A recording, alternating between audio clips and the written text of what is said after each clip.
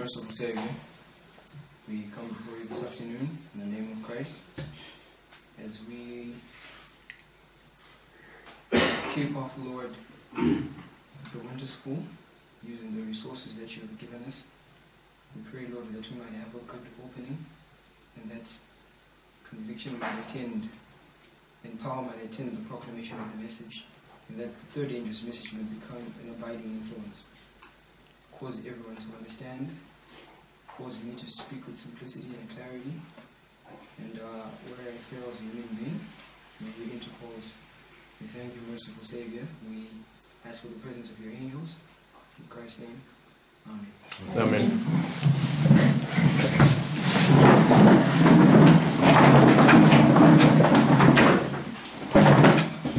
Morning. Morning. Oh, afternoon. It's not yet, it's morning. Right. So basically there's been a bit of a change in program. I'm not going to kick off the camp, the prophecy school series today because other people are not here. So we've just decided to do something else for the time that we have, right? So the presentations will kick off properly. So this is just a study that I want us to go through, which is stuff that we've been hearing lately. So I don't know if I'm going to finish everything in one presentation. We're hoping to have 4 presentations, of which I'll bind off in a second. But we'll go as far as we can go, right? So the title is The Fotress. The reason I just gave it that title is because we're going to connect 2 studies, 2 lines, 2 things in one. Right? So I didn't want to cause a mix-up. Now, how many of us have studied Daniel 11, verses 5 to 39? Show by a raise of hands. We've studied Daniel 11, verses 5 to 39. Maybe others might not be familiar with it under that title, but how many of us have studied the opening of the 7th seal, if I put it that way? Okay, I'm sure most of us know the pioneer understanding, right? How many of us have at least read what Uriah Smith says about it? Okay, I see there's some hands that are not raised, showing that we're not familiar with it. But we're not doing a study on Daniel 11 specifically, but we'll put some points for others to come to grips with what we want to look at. Right? We'll begin in Daniel 11. Let's go to verse 5. I'll give a quick summary so that people catch. Right? Let's go to Daniel 11, verse 5.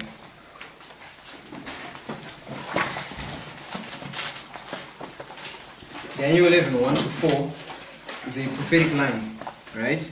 Who understands what that line of truth is? Daniel 11, 1 to 4. Who understands the line being emphasized by those particular verses? The 45th president, the last 4 presidents, right? Mm-hmm. That's what Daniel 11, 1 to 4 is emphasizing. And where does the 4th king in Daniel 11 take us to? To the son-in-law. He takes it to the close of probation, right? So that's the end of the line, right? Okay. It's the end of the line. Verse 5 is now a new line. Right? Because if you read contextually, verse 5 says, is everyone understanding what we're emphasizing?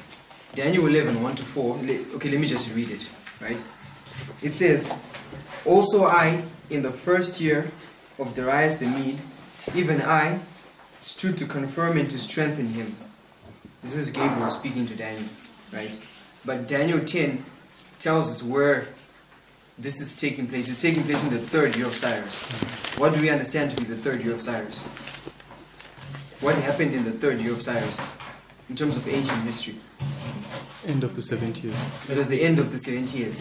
And the end of the 70 years typifies what? The time of the end. It typifies the time of the end. The end of the 1260. And the end of the 1260 is the time of the end. Typifying what? 1989, which is our time of the end. So Daniel 11, 1 is in the 3rd year of Cyrus. Therefore it's in 1989. We follow? Okay. Just get that clear again. Is it the 3rd year of Cyrus that is the time of the end? Is it the 3rd year or the first? It depends. There's like some chronological problem, to put it that way. The first year of Cyrus is his third year, right? It's something that can be shown. I'll just give a quick illustration. Daniel, in Daniel 1 verse 21, he says he prophesied up until which year? First year of Cyrus. After that, Daniel is not prophesying anymore, right? Up until the first year of Cyrus. But Daniel is identified in Daniel 10 as being in the third year of Cyrus. You get my point? How can Daniel be in the first year and be in the third year at the same time? Because the Bible doesn't contradict itself, right? It means that the third year is the first year at a basic level, right? You can then go into the chronological lines that show you the truth. But Daniel lives to the first year of Cyrus. I went to Daniel 1:21. But in Daniel 10, Daniel is in the third year of Cyrus. And because we believe that the Bible doesn't contradict itself, the third year has to be the first year. You follow? And then you can then show the chronological things, this 2-year emphasis. Because one of the things that you're always going to see at the time of the end is the number 2. 2 years. First year to third year of 2 years. The fall of the Soviet Union is progressive. 1989 to 1991, 2 years. The 25-20 against the Northern Kingdom, you've got a 2-year gap in that history. So it's something that you can show. You can show from 1796 to 1798, it's at one level, it's the time of the end. So you always have this 2-year thing, right? So, I have a question. Yes. What about the first year of Cyrus in the book of Ezra?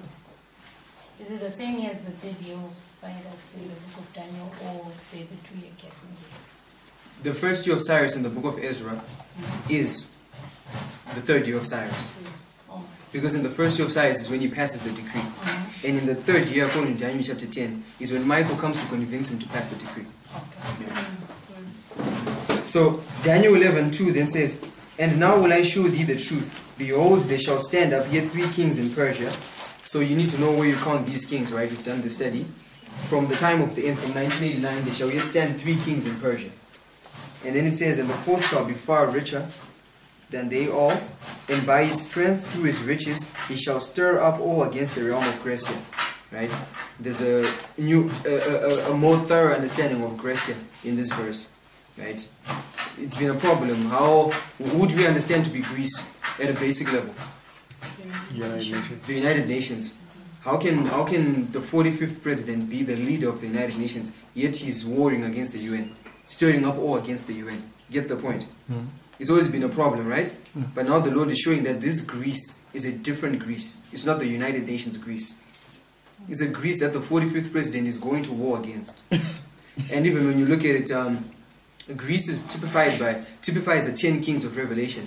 And the 10 kings form what you call a confederacy. Right? But when you look in the history of Daniel 11, verse 2, Xerxes was the one who had a confederacy. He stirred up everyone. And who's everyone? The world. Against Greece. And Greece was a singular nation. Showing that in this history, Xerxes is working with a confederacy against a singular nation, which is Greece. And we understand that, typically, we understand Greece to be the confederacy. Therefore, you have to see the logic that this Greece is not the Greece of the confederacy. It's a different Greece. This is Greece which we understand to be Russia. Right? So that's more third. So this is the 4th king who's doing this. So there shall yet stand 3 kings in Persia. You had Cyrus the Great, right? Typifying Bush the Great. Right? And then you have Cambyses, typifying Clinton. Then you have 4 Smerdis, typifying Bush Jr. Bush Jr., right? And then you have Darius Astaspes, or Darius the Great, typifying Obama. And what was Darius? What did he introduce in the Middle Persian realm? Taxation. Yeah, what you call Achaemenid taxation, right? It was a new type of tax system of the satrapies. What did Obama introduce? Obamacare. Obamacare, a type of tax that so it fits. And then you have Xerxes the Great, typifying Trump the Great, right? You're going to have this emphasis. Verse 3, "And a mighty king shall stand, that shall rule with great dominion, and do according to his will." Pioneer understanding is, who's this mighty king? Alexander the Great. Alexander the Great. Now, if the Greece in Daniel 11:2 was the UN, how come the UN is now being introduced in verse 3? Do you get my point? you see that it's a different Greece. It's not talking about a mighty king standing. And the pioneer understanding is that this mighty king is Alexander the Great, the leader of Greece. So the Greece in Daniel 11:2 is different from the Greece in verse 3. Yes, prophetically. Even in the history they were different. The Greece in verse 2 were Greek city-states. It was not united Greece. They were the like states, they were not united. It was only Philip of Macedon, Alexander the Great's father, who then brought them together under what you call the League of Corinth, where they became what you call the United Greece, which Alexander began to rule, which is now typifying the United Nations. So there are different types of Greece. Just like you've got the dragon power. Russia, communist Soviet Union, understand to be the dragon. But the dragon manifests itself differently in history. The United Nations is also the dragon, but it's not the communists. It's not the USSR. Right? Okay. Verse 4, and when he shall stand, we understand that this mighty king is showing a transition from Trump becoming not only the leader of the United States, but he's now becoming the mighty king, the leader of the UN. And when he shall stand, his kingdom, the United States, his kingdom, right? It's not the United Nations, because it's his kingdom, singular. The United Nations is a kingdom that's owned by 10 kings. It doesn't have a singular king. Do we follow? Because it says these kings have not received a kingdom as yet. But this is talking about his kingdom in the singular, which is the United States, is the kingdom of the mighty king. It shall be broken and shall be divided towards the four winds of heaven. And when you look at the word divided in the book of Daniel, it's emphasizing at one level church and state. In Daniel chapter 2, you're going to see the division. It says the kingdom shall be divided, part of iron and part of clay. Identifying in this history what an activity of church and state in the history of this king. Shall be broken towards the four winds. This is also identifying some judgments that are coming upon the United States, the four sore judgments. And not to his posterity. So his kingdom is being broken, but those that are taking his kingdom are not after his own kind. It's not the United States. Right? No, according to his dominion which he ruled. The word dominion there means a parallel empire. It means that he was ruling two parallel kingdoms. Meaning he was ruling the United States and the United Nations. I'm just summarizing this because it's not our study. Just so people can get a level of intellectual thing. And then it says, and shall be plucked up even for others besides those. Who does the plucking in the book of Daniel? Who plucks? The papacy. So the papacy is going to pluck the United States. It shall be plucked up for others besides those. Then verse 5, and the king of the south shall be strong, and one of his princes, and he shall be strong above him, and have dominion. His dominion shall be a great dominion. You're seeing it's a new line, right? Because it's now, when you get to the close of probation, you don't have any activity taking place in terms of political kingdom after political kingdom rising. So verse 5 is a new line, which talks about a war between the king of the north and the king of the south. You follow, right? And we understand this is the war between the Seleucid and the Ptolemaic dynasties, right? The two Greek divisions. Ptolemies in the Egypt and the Seleucids in Syria, Babylon, right? Verse 6, and in the end of the days they shall join themselves together. So, yes, they shall join themselves together. For the king's daughter of the south shall come to the king of the north to make an agreement, but she shall not retain the power of the arm, neither shall he stand, no his arm, but she shall be given up. And they that brought her, and he that begat her, and he that strengthened her in those times. It's talking about a breaking of a treaty between north and south. Uriah Smith has thorough history on this. Verse 7 now, so the king's daughter of the south is killed in the land of the north, right? Remember, Berenice goes to marry Antiochus, right? And then she gets murdered by Laodice, right? And then verse 7 tells us this murder was the breaking of a treaty, right? Typifying how Napoleon's general, one of Napoleon's generals, General Dufour, was killed in Italy whilst exciting Jacobin or communist demonstrations, right? You see that parallel. Right? This was the breaking of a treaty as well, because Napoleon and the papacy signed a treaty called the Treaty of Tolentino. Verse 7, but out of the branch of her roots, out of the branch of the woman's roots, the woman that's been murdered, Berenice, out of the branch of her roots shall stand up in his estate. What does it mean when you see the word stand up in Daniel? A new king. A new king. Yeah, change of political dispensation. Yeah. A new king shall stand up in his estate, which shall come with an army, and shall enter into the fortress of the king of the north, and shall deal against them, and shall prevail. So what does this king of the south, okay, we're going to be told who this is, verse 8. And shall carry captives back into Egypt. So you see that there's an Egyptian prince entering into the fortress of the north. And he carries captives back into Egypt. So this person is coming from Egypt, from the south. Goes into the land of the north. Same thing that Napoleon's general, Berthier, did.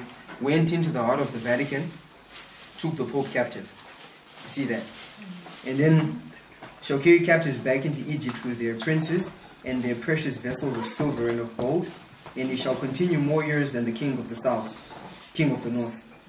So we're told that this king of the south enters into the fortress. Verse 7. So I have here, enter into the fortress. And what's a fortress a symbol of?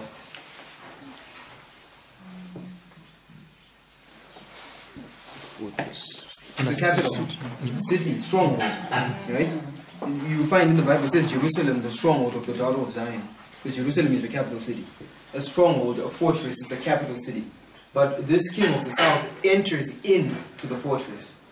Right? He goes into the capital. This is exactly what Napoleon General did. He goes into the Vatican, into the capital, into the fortress, and he takes captive etc. Right? If you continue on verse 9, so the king of the south shall come into his kingdom and shall return into his own land. Verse 10, but his sons, whose sons? The king of the north. Why do we say the king of the north? Because he is showing a retaliation. Because I want to know if people have mastered this concept, the apparent dilemma that's in verse 9 and 10 grammatically. Right? Let's read verse 9 again. Because I know that sometimes you can regurgitate answers without being able to really see that dilemma. Right? So let's go again. So the king of the south shall come into his kingdom, the king of the south, and shall continue and shall return into his own land. So the subject in verse 9 is the king of the south. So now let's read verse 10. But his sons, whose sons? King of the south. Where are you saying king? Are we saying that because it's pre-programmed for us to say it? Because we've heard it over and over again. But do we have biblical evidence? Let's read the whole verse. But his sons shall be stirred up, and shall assemble a multitude of great forces, and one shall certainly come and overflow and pass through. Then shall he return and be stirred up even to his fortress. What if someone says, isn't this the two sons of the king of the south doing this grammatically? No. It's a retaliation. How do you know it's a retaliation? What if it's a continued warfare? Yeah, overflow. What about overflow and pass through? Daniel 11:40. There are only three places you find this expression overflow and pass through in the Bible. Isaiah 8:8, Daniel 11:40, and Daniel 11:10. And based on the rule of triple application, upon the testimony of what? A thing is established. If this verse seems obscure, the Lord wants us to use the rules of interpretation. To strengthen him. And now will I shew thee the truth. Behold, there shall stand up yet 3 kings in Persia, and at that time shall Michael stand up, the great prince, which standeth for the children of thy people. And there shall be a time of trouble, since there was a nation, even to that same time, and at that time thy people. Okay. We how do we study the Bible? Triple rules, right? We use rules of interpretation. Upon the testimony of what? Of 2 or 3, a thing is established. If you find an expression in the Bible 3 times, and you are given a personage or a character associated with that expression at least 2 times, you know that the 3rd time you're going to see that, it has to be based upon the first 2. Are we following? Right? I'm saying Isaiah 8:8 talks of, it has the expression overflow and pass through, but it's talking about Assyria. And Assyria is the king of the what? Of the north. Daniel 11:40 talks about overflow and pass through. And who's overflowing and passing through in verse 40? It's the king of the north. So when you get to verse 10, and these are the only 3 places you find it in the Bible, you have 2 witnesses that when you see the expression overflow and pass through, it has to do with an activity by who? King of The north. Therefore, in verse 10, it has to be the north. Rules of interpretation, right? God gives us these things so that we apply rules and have faith. And there's a lot of evidence in it. I just gave us one, but we follow the logic. We've got 3 woes in the Bible. First and second woe are identified as Islam, right? But the third woe isn't identified. But we know that the third woe is Islam. Why? Because the first and the second woes were Islam, right?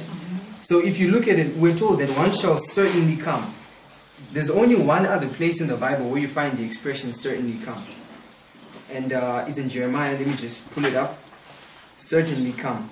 So one of the sons certainly comes. Right? Do you see that? Certainly come.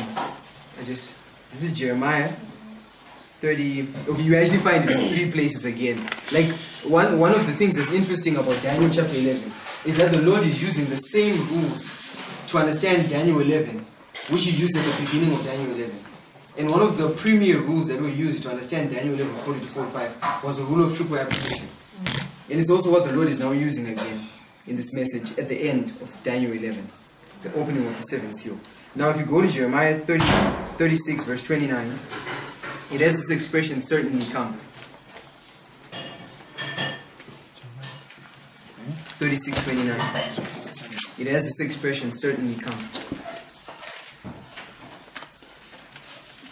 Are we together so far? Are we together? Yeah. Okay.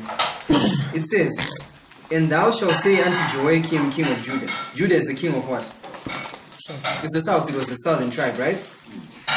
Thus saith the Lord, thou hast burned this roll, saying, why hast thou written therein, saying, the king of Babylon shall certainly come. Who's Babylon? King of the north. The king of the north. The expression certainly comes in Jeremiah is used to describe an activity by the north against the south. 26:9. The 36:29. 36:29. Do we see that? The expression certainly come is used to show an activity by the north against the south. Are we following? The expression certainly come is used to identify an activity by the north against the south. Daniel 11:13. Use this expression again. And you're going to see that Daniel 11:13 is connected to verse 10.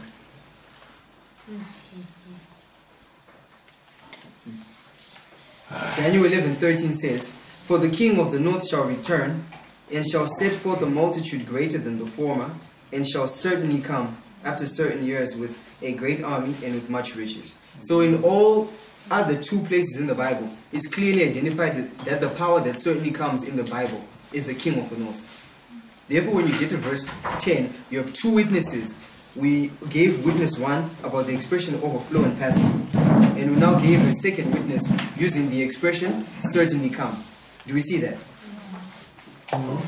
Seems like people are not concentrating. I don't know why. Let's try and focus, huh? Okay. I don't want to lose anyone. No. Okay, let's go back to Daniel 11. Verse 10. So when this power overflows and passes through, he only overflows even up to the fortress. Verse 7 tells us that the king of the south enters where? Into the fortress. Into the fortress.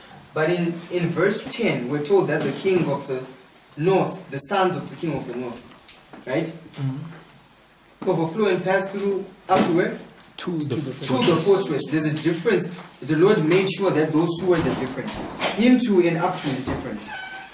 I'm coming up to where my brother is standing, right? I'm not getting into his vicinity. Only up to a certain extent. But if I'm going into, I'm entering in. Right? There's a difference. Up to, as far as this. And we're going to look at 2 Kings 18. Is going to make this clear as well. But this is already clear. But this was being identified. The fortress is the capital. So you need to know that when you get to 1989, when to the 2 sons, you have 2 sons at the time of the end. Who are the 2 sons? Darius and Cyrus from the reform lines. And here, this was Antiochus and Seleucus. Antiochus the Great. You have the greats at the time of the end, right? Bush the Great, Cyrus the Great, Julius Caesar the Great. You have all these greats here. But Reagan and Bush, one of the sons, did the Soviet Union collapse in the time of Reagan? No, it collapsed in the time of Bush. So only one of the two sons certainly overflew. You see that, right? Only one of them, Bush the Great, right? But he only goes up to the fortress. Up to the fortress, not into the capital city. And what is the capital city of the Soviet Union? Russia. Russia. Russia is the capital city. But even at a spiritual level, who signed the atheistic constitution? Who formed the Soviet Union? It was Russia. Russia is the heart of the Soviet Union, and then it takes capital, it takes territory to itself. That's what kings do when they're conquering. They have a fortress, but they have got territory. We see that. So only up to the fortress. So you already know that in 1989, not all of Russia is taken, or Soviet Union is taken. The fortress remains. Even in the history, Antiochus the Great, when he's, I remember which Syrian war it was. It should be the third Syrian war. He goes and he only reaches to the border of Egypt. He doesn't go into Egypt. He had, if you read Rice Smith, to tell you that he had an intention of taking Egypt itself, but he doesn't. He only gets to the border, gets up to the fortress, which is key for us to see. So when you get to Daniel 11:11, it becomes so clear beyond the shadow of a doubt, because it then says, "And the king of the south shall be moved with choler." After verse 10, right? Verse 10 is 1989. And then was a king of the south, meaning that after 1989 you still have an activity by the king of the south. Right? And the king of the south shall be moved with choler, and shall come forth and fight with him, even with the king of the north. And he shall set forth a great multitude, but the multitude shall be given into his hand. The king of the north sets a great multitude, but the multitude is given into the hand of the king of the south. Verse 12 then tells us what happens when he takes the multitude. And when he had taken away the multitude, his heart was lifted up. The king of the south, right? Ptolemy who? Philopator. Then goes into the temple and he desecrates it, right? Right. So what I want us to dwell on, so we're not doing a study in Daniel 11. This is just an introductory structure for 2 Kings 18 and 19, right? Because of the fortress. Now, let's go to Isaiah chapter 8. Isaiah 7, actually. Let's begin in verse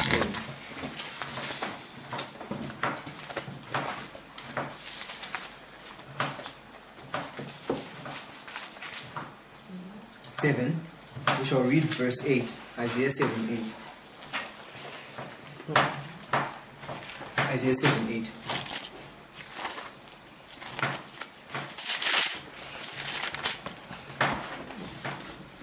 It says, "For the head of Syria is Damascus, and the head of Damascus is Rezin.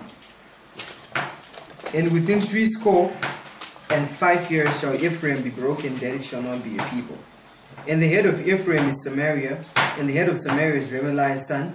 If you will not believe, surely he shall not be established." What's the relationship between Ephraim and Samaria? Who's Ephraim? Ephraim is Israel. You can show that the Lord usually uses Ephraim as a symbol of the whole 10 tribes. Because Ephraim was chief in the apostasy. Right? You can show that Ephraim is Israel. Right? And it has a head. Samaria is the head. It's the capital city. Right? Remember, who made Samaria the capital city? No? Omri. Yes, Omri moves the capital. Right? From Tirzah to Samaria. Right? That's what he did. And then we're told that the head of Syria is Damascus. What's the relationship between Syria and Damascus? Damascus is the capital. Damascus is the capital city of Syria. Even if you look it up in Strong's, will tell you. Right? So a head in the Bible is a symbol of what? Capital. So I'm going to fill in the gap. Right? Capital. So the head is the capital. You've got ample biblical witnesses. Now I want you to notice one thing. Isaiah 7, 8, 9, are one vision. Right? They are one vision. There are no chapter breaks in the original. The translators put the chapter breaks in. We see that, right? There are no chapter breaks in the original. There is one vision. Usually when a new vision is being introduced, the Bible will tell you that in the third year or the burden of this, to show you that it's a new vision. But when you study 7, 8, 9 together, it's Isaiah just narrating a whole line of truth. Right? It's key to see that emphasis. Right? The reason why I'm saying that is if you go to chapter 8, it's still a continuation of chapter 7. This is one of the things that we use to show the 25-20. Right? The two sons of Isaiah, Shear, Jishab, and the other one, showing the two 25-20s. Right? BTC. And that's what chapter 7 is all about. But if you then go to verse 4 of Isaiah chapter 8,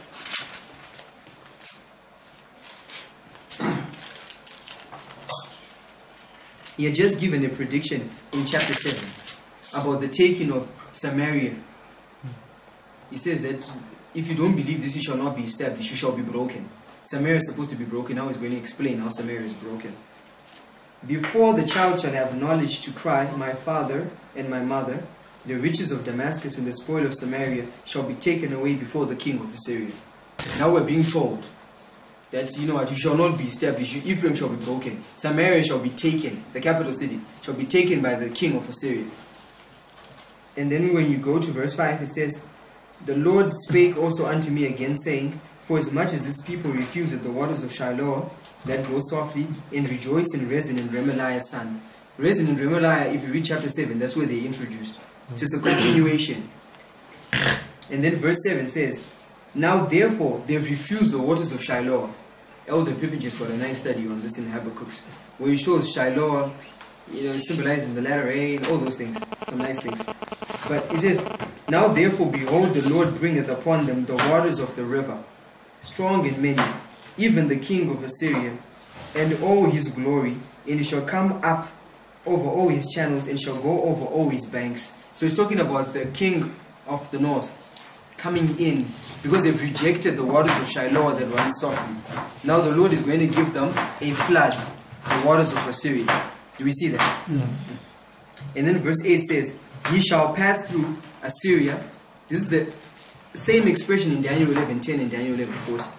Assyria, the king of the north, shall pass through Judah, and Judah is the king of the what? South. It's the south, right? And shall overflow, and go over. He shall reach even to the neck, and the stretching out of his wings shall fill the breadth of thy land, O Emmanuel. So when the king of the north, Assyria, is taking Judah the south, where does he reach up to? To the neck. To the neck. What's above the neck? The head. The head. You see that, right? He only comes up to the fortress, gets to the neck, not to the head. He doesn't enter into the capital city. Right? So it's key. If we then, let's go to chapter 9. It's still the same vision. It's connected. It's the same vision. Let's read chapter 9 of Isaiah, verse 6.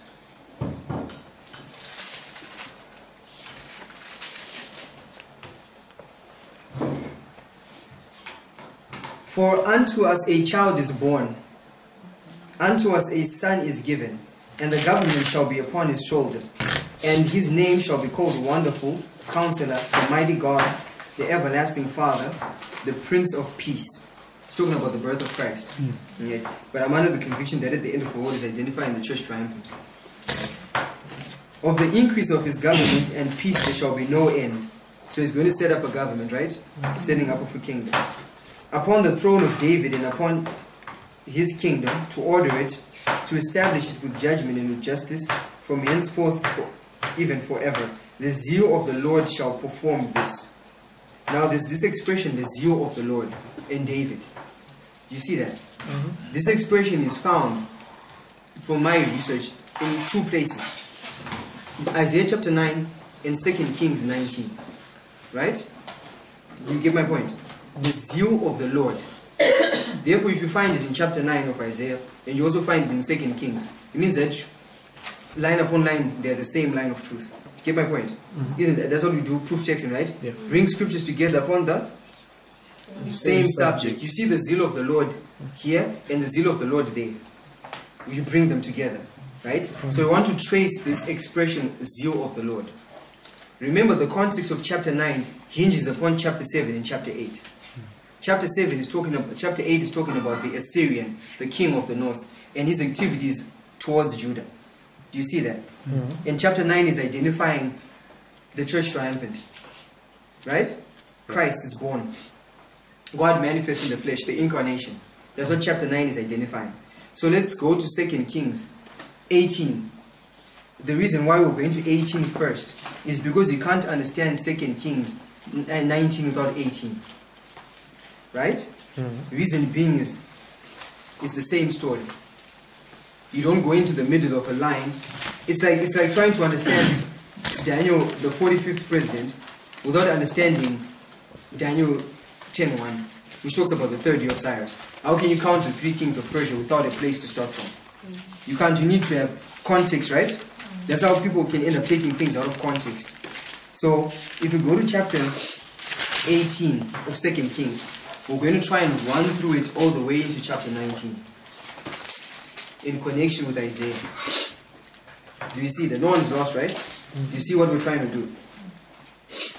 Yes, we're proof texting. One of the things that we're trying to establish is the truth about the fortress. Okay.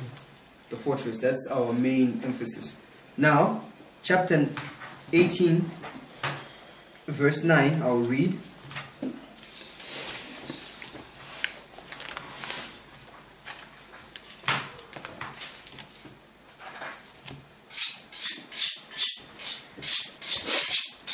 And it came to pass in the 4th year of King Hezekiah, which was the 7th year of Hoshea, son of Elah, king of Israel, that Shalmaneser,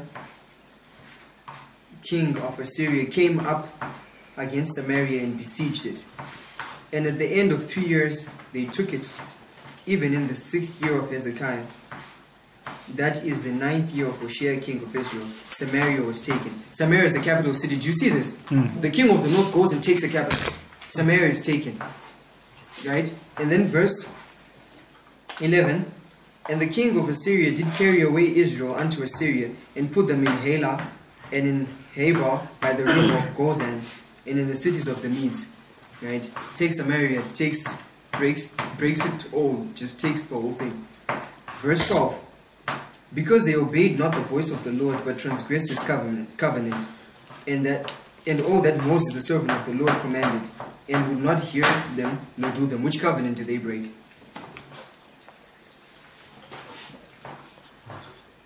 Moses, but specifically which covenant? Abraham's covenant. Yeah, you can see Abraham's covenant in there, but true. But specifically it's Moses' covenant, but which one? Which are the books of the covenant? Leviticus and Deuteronomy, right? What's the primary understanding of the covenant? Curses and blessings, right? If you don't do this, if you obey, none of this will happen. But if you don't obey, the Lord, like Leviticus 25, lists out statutes, right? Which you're supposed to observe. Blessings that accompany you keeping the land, resting, and all those things. But Leviticus 26 identifies what happens when you break that covenant. The Lord punishes you 7 times. So they've broken the covenant of Moses, and now the Lord is breaking Samaria. He's now bringing the 25:20 against them. They've broken the covenant, right? Verse 13. Now in the 14th year of King Hezekiah did Sennacherib, king of Assyria, come up against all the fenced cities of Judah and took them. What does he take? Fenced Fenced cities of Judah, right? You're gonna, if you look in Daniel 11, there's a time when I think what happens is, it should be at the Battle of Raphia, when Antiochus the Great, when Ptolemy takes the fenced cities from Antiochus. Then at the Battle of Panium, Antiochus retrieves those fenced cities, if I'm remembering the history in that sense. But you see fenced cities in Daniel 11.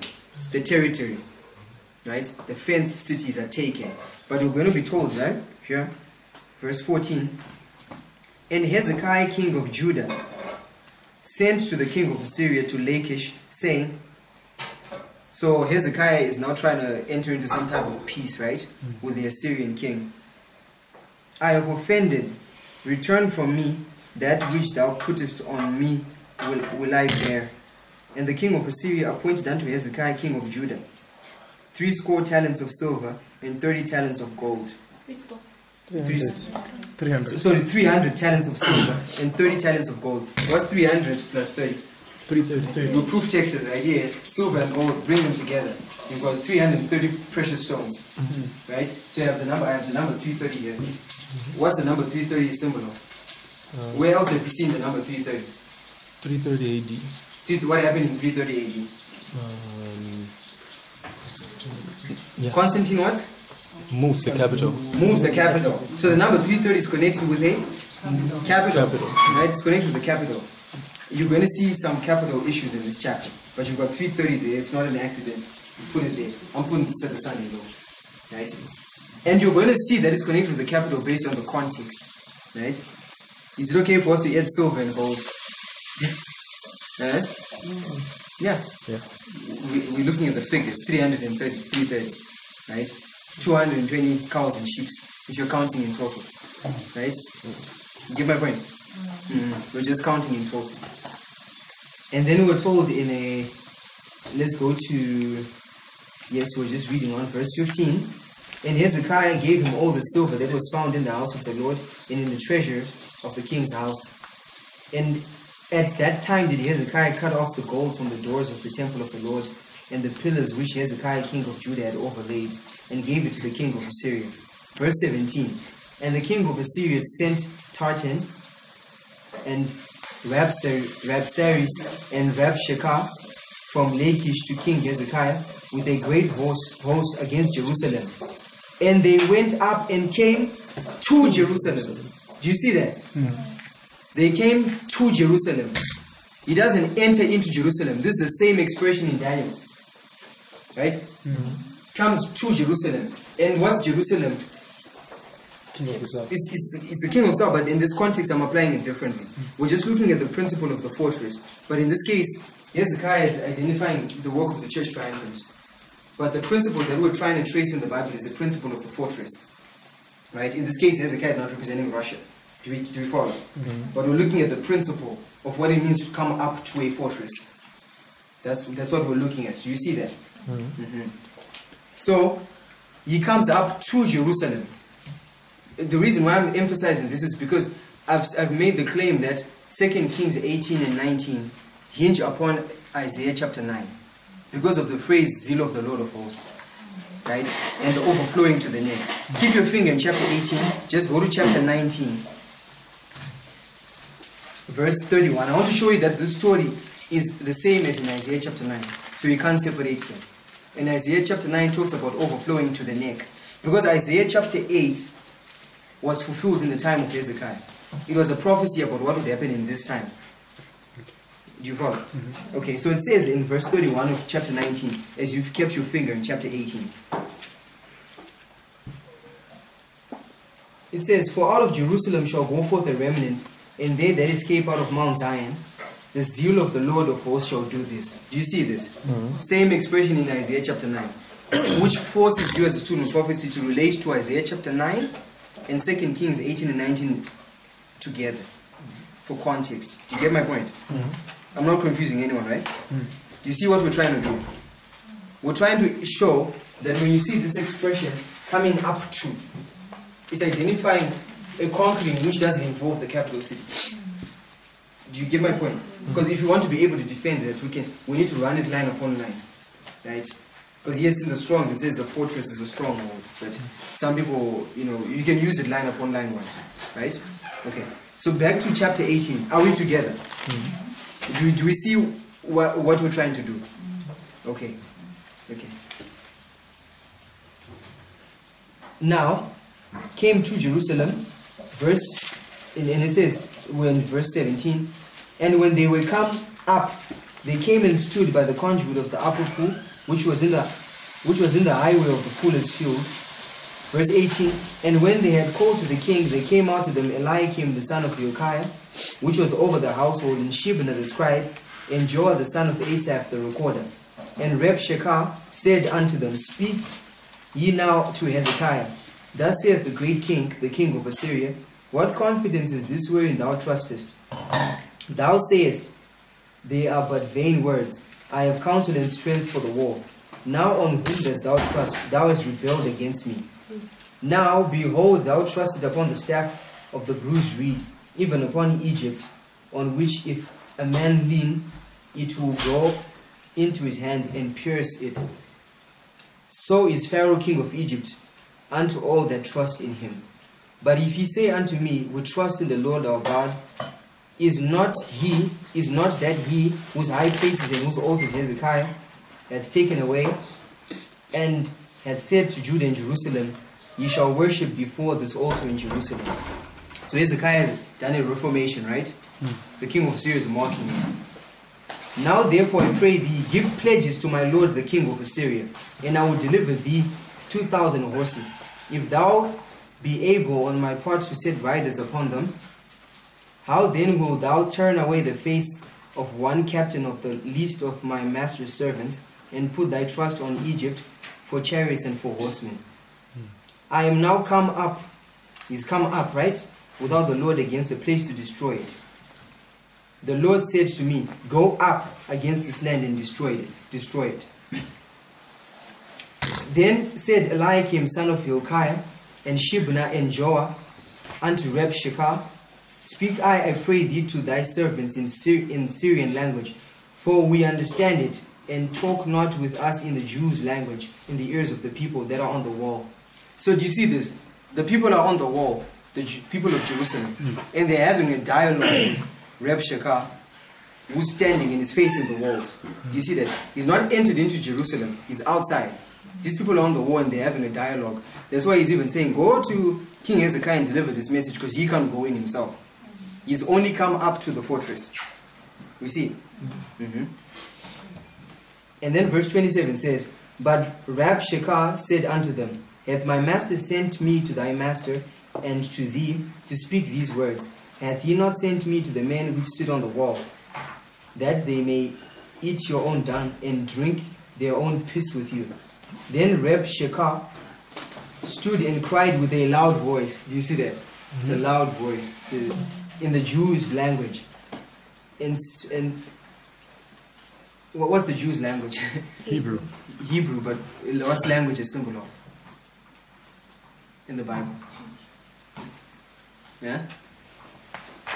What's language? Someone was discussing this with me yesterday. Sister White talks about the figurative language of prophecy. But what's one thing that the papacy understands? In Daniel 8. Dark sentences. Dark sentences. And spake, saying, hear the word of the great king, the king of Assyria.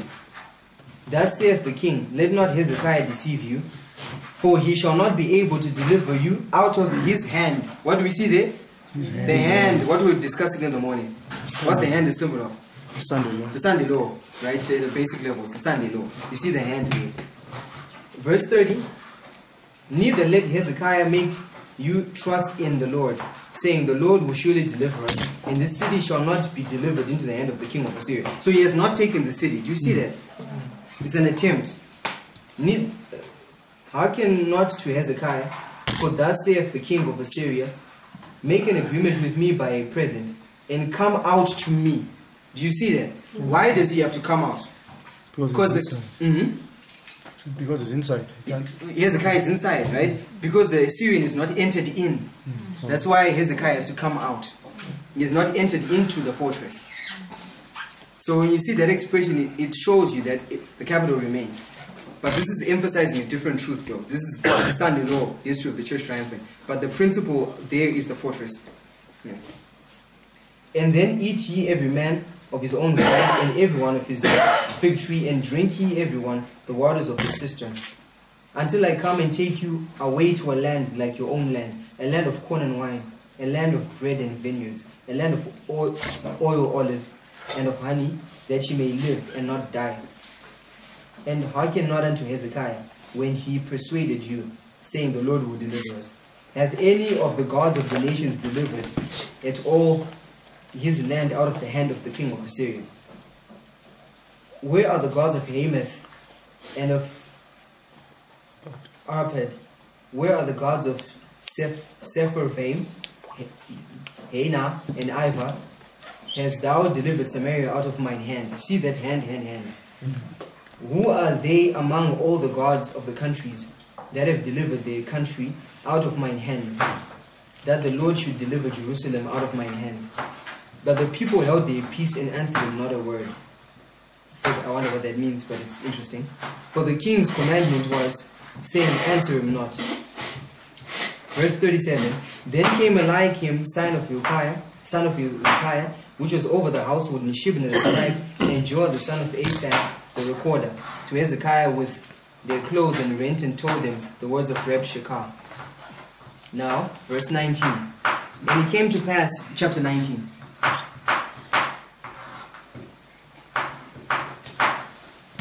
And it came to pass when King Hezekiah heard it, that he rent his clothes, and covered himself with sackcloth, and went into the house of the Lord.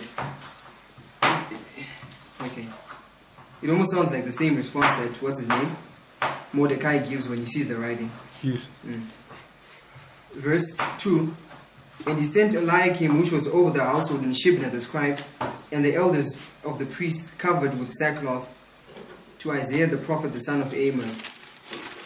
Verse 3, and they said unto him, thus saith Hezekiah, this day is a day of trouble, a day of rebuke and blasphemy. For the children are come to birth, and there is no strength to bring forth. What's the day of trouble? He says this is a day of trouble. He's identifying this crisis when the king of the north is trying to enter into Jerusalem as a day of trouble and a day of blasphemy. So this king of the north is blaspheming, right? What's the day of trouble in the Bible? It's the Sunday law. It's the day of the Lord. Let's go to Zephaniah chapter 1. Keep your finger in 2 Kings. Let's look at the day of trouble.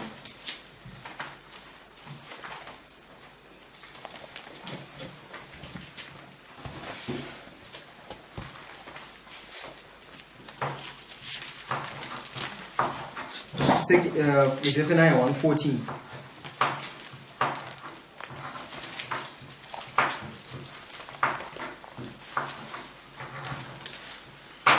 The great day of the Lord is near, it is near, and hasteth greatly. Even the voice of the day of the Lord, the mighty men there shall cry there bitterly. That day is a day of wrath, a day of trouble and distress, a day of wasteness and desolation. So you see desolation is there, right? A day of darkness and gloominess, a day of clouds and of thick darkness. So do you see this is the day of the Lord, right? And we identified from Zephaniah 1, Zephaniah 2 in the morning that gather yourselves before the decree bringeth forth, before the day of the Lord. And what's the decree there contextually? Sunday. It's the Sunday law. So this story in 2 Kings 19 is identifying the Sunday law crisis. Do we see that? Now so I'll just go to verse 7, then we close, then we'll pick it up from there in the next discourse. Verse 4. It may be the Lord thy God will hear all the words of Reb Shekah, whom the king of Syria, his master, had sent to what? Reproach the living God. Is reproach something that happens in the Sunday law? Yes, we're going to look at the reproach, right? In that day 7 women shall take hold of one man. You remember we're saying that it's the Sunday law, the ecumenical movement. Take hold of one man, saying, let us be called by thy name, right? Let us eat our own bread and wear our own apparel to take away our reproach. The papacy is dishing off reproach in this history, right? That's what the king of Assyria is doing. He's reproaching at the Sunday law crisis. But Jerusalem is not entered into. And then verse 5. Reproach the living God, and I will reprove the words which the Lord thy God hath heard. Wherefore lift up thy prayer for the remnant that are left. So there's a remnant in this crisis, right? So the servants of King Hezekiah came to Isaiah, and Isaiah said unto them, thus shall ye say unto your master, thus saith the Lord, be not afraid of the words which thou hast heard, which the servants of the king of Syria have blasphemed me. Verse 7. Behold, I will send a blast upon him, and he shall hear a rumor, and shall return into his own land, and I will cause him to fall by the sword in his own land. Now, it's interesting when we look We'll look more into this issue about him returning into his own land. But the Lord says, I'll send a rumor. What are the armies of the north doing at this stage? Where are they? Besieging. There's besieging. And what's a siege? What do we call it? What? A siege? Yeah, when the armies of Rome, when you see Jerusalem campus with armies, abomination of desolation, which is the Sunday law. Because Jerusalem is campus with armies here, right? Yes. But then there's a rumor. And Sister White identifies the abomination of desolation as being the Sunday law. Because you're seeing power standing where they ought not. Right? So it's the Sunday law, there's a siege. But then the Lord sends a rumor. And when he hears this rumor, he says, I will cause him to hear a rumor and he shall return into his own land. He's going to abandon the siege. Isn't that what Cestius did? Yes, that's what Cestius did. AD 66, Sunday law. AD 70, close of human probation. And the rumor becomes a what? When the armies flee. It's a sign. It's a sign. It's a sign for you to flee. Right? It becomes a sign. Now, let's look at the rumor, then we close. Should be Jeremiah 51. But A.T. Jones is a nice quote which I want us to read. Right? You think it's Jeremiah 51, right? Yes.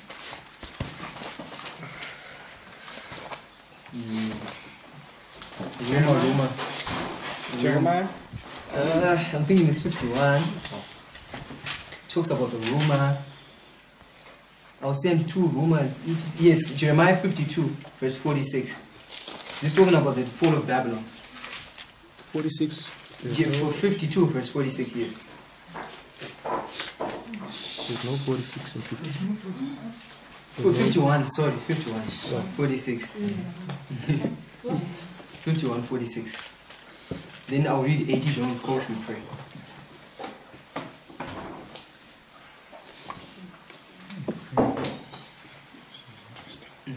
And lest your heart faint and ye fear for the rumor that shall be heard in the land. A rumor shall both come in 1 year, and after that in another year shall come a rumor, and violence in the land, ruler against ruler. Verse 49.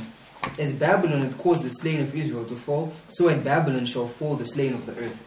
When A.T. Jones is commenting on this, he is identifying that the rumor, at first they were expecting Cyrus to come, right? But Cyrus didn't come. It was at the time appointed. But then the second time they heard the rumor of Cyrus coming. And that was, A.T. Jones identifying that as the sign that the Jews had to recognize for their deliverance. It is a sign of their deliverance. So the rumor is identifying a sign. Is the abomination of desolation a sign? Yes, this rumor comes to the king of Assyria and he abandons the siege. You follow? He doesn't go into Jerusalem. He doesn't enter into the fortress. The truth being taught there is a different line. This line is identifying the activities of the church triumphant onwards, but there's a connection between the fortress, which helps you understand what it means when the king comes up to the fortress, that the capital is not taken.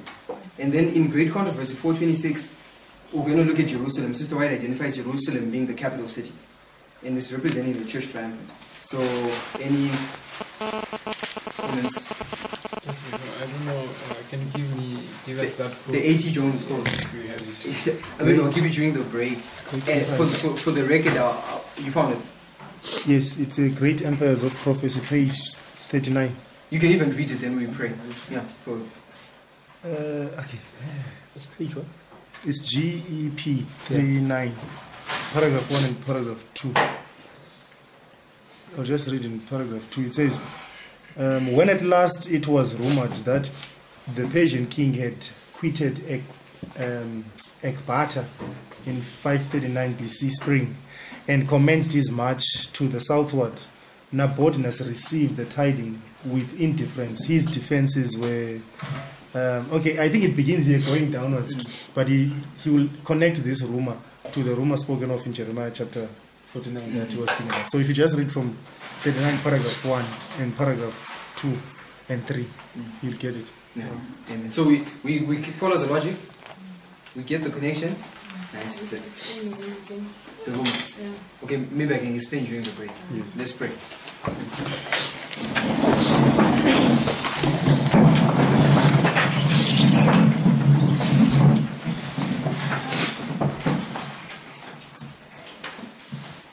Heavenly Father, we thank you for this this opportunity you've given us to study and to see the connecting links in your word and how the students should learn to view the Bible as a whole.